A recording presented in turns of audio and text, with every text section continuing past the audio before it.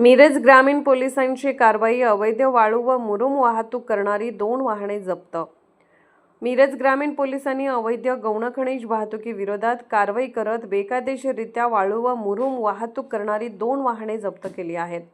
जप्त वाहने पुढील कार्यवाहीसाठी मिरज तहसीलदारांच्या ताब्यात देण्यात आली असून पुढील कारवाई महसूल विभागाकडून सुरू आहे।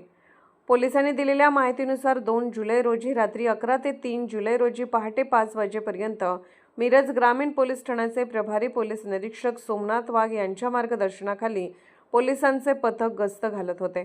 यावेळी हॉटेल मंत्रा परिसरात KA 23B7222 क्रमांकाच्या डंपरमधून चालक जुबेर अशफाक पटेल वय 30 राहणार औरवाड तालुका शिरोळ जिल्हा कोल्हापूर हा बेकायदेशीररित्या वाळूची वाहतूक करताना आढळला।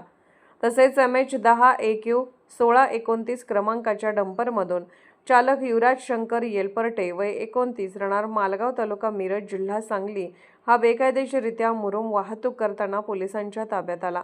दोन्ही वाहने जप्त करून सविस्तर अहवालासह मिरज तहसीलदारांच्या ताब्यात देण्यात आली असून पुढील कायदेशीर कारवाई महसूल विभागाकडून करण्यात येत आहे।